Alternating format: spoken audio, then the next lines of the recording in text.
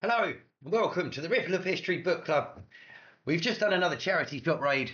Again, for those not from the UK, a charity shop is basically a second-hand shop for old people. You take in your old stuff, they flog it for £2. Everything's £2, literally. Not sure. Right, a lot of people didn't like the AI intro on the last one, so please leave in the comments. Intro, no intro. To start with me talking, let us know. Firstly, straight off the bat, Neil Oliver, A History of Ancient Britain. That's the dashing man himself on the back. Of course, now he's got a lovely beard and he's going slightly salt and pepper, but I prefer the beard. Also, interesting fact about Neil Oliver. The magical Scottish post office, you can literally write him and put on the address Hairy Man, Stirling, Scotland, or History Man, Scotland.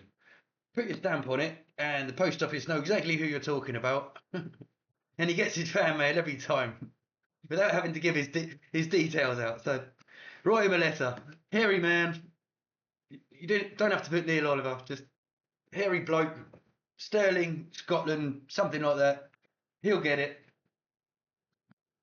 Of course, today he's very first. He's fast forward to modern subjects. He's on GB News and he's smashing it. I have to say. If you haven't, I think he drove Sunday evening, Saturday evening.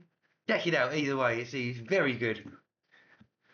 Does not like the blob. Does not like the system. He wants us all to be free, and God bless him. Freedom. Trusted Scotsmen want freedom. Anyway, back to A History of Ancient Britain. Firstly, Neil, I have to ask: is Pevensey Castle too modern? Like, no mention of it whatsoever. Was it 100 AD? So I can't remember when the wall was built. Either way, let's have a look. The iron tools of the Fiskerton horde are as evocative and moving as any bronze sword. Is he trying to make it rhyme? If someone were to show... Oh, that's the door. 1 second. Sorry about that, it was the postman. I do have another channel, Smiler Dan Golf. You can see me unbox these, but that's not what we're talking about right now. I also throw a lot. Get out of it. Anyway, back to Neil Oliver and History of Ancient Britain. Sorry about that. Where did I get to? Bronze sword. If someone were to show you them and say they were from their grandfather's toolbox, you would believe them. They are utterly and unmistakably modern, and yet they were put aside for the last 2,500 years ago.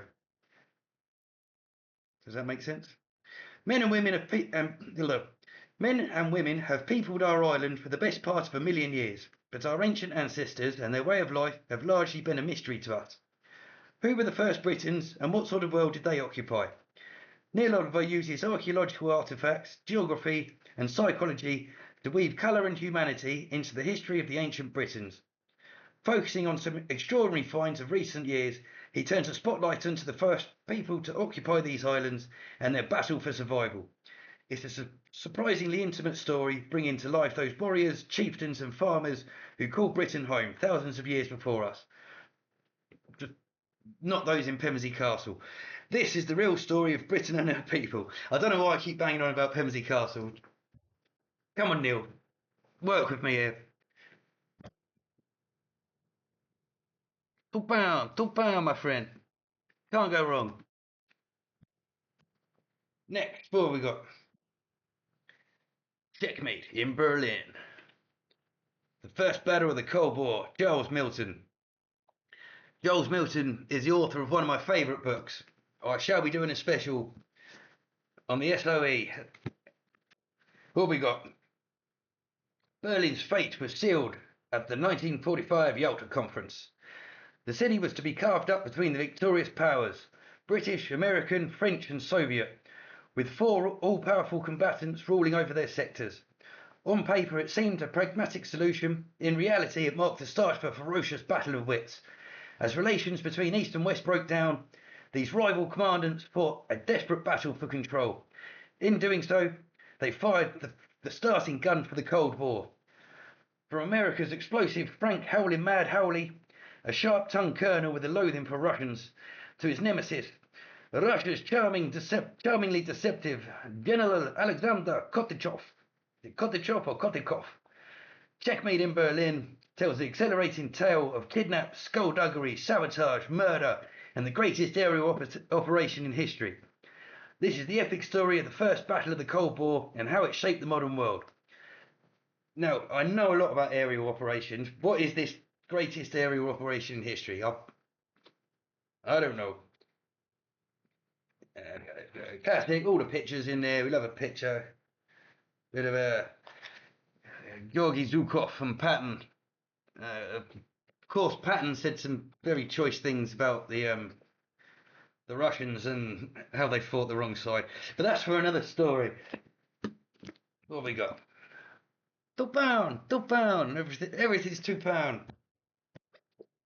Except this one. This one's £2.50.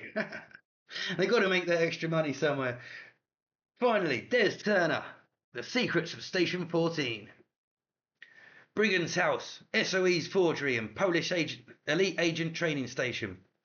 I love a bit of SOE, Special Operations Executive. Brigand's House, near Harlow in Essex, was one of the most important of the establishments requisitioned by the Special Operations Executive during the Second World War. Its mission was to accomplish Winston Churchill's directive to set Europe ablaze. Set Europe ablaze. And initially, the house was used as a finishing school for the Kikokiemini elite Polish saboteurs. How do you say this word? Kikokienemy? I don't know. I don't know why I go high pitch halfway through. To prepare to parachute into Nazi-occupied Poland. In need of false identity documents to avoid the arrest, interrogation and execution of its agents, SOE gradually built up a printing department on the site of Station 14, and Station 14 became the organisation's false documents section. This is the true story of the house and its highly skilled wartime personnel, including British officers, Polish agents and the women of the First Aid Nursing Yeomanry. For the resident staff, it was a relatively safe posting, but the tension built as the Poles, fighting their own battle for Polish independence, competed for scarce resources in wartime Britain. SOE historian Des Turner uses first-hand accounts, memoirs and official records to reveal long-forgotten stories of tragedy, humour and frustration, giving long overdue credit to the men and women of Brigand's House, who were prevented by the Secrets Act from ever speaking about their wartime work. Yeah, goddamn Secrets Act, but luckily it's all coming out now. Coming out in the wash, guys. Right, so we got £2, £4, £6.50. It's a deal. It's a steal. Steal. Sale of the effing century. We're not swearing today. If you like this, please like and subscribe. And see you again next time. Thank you.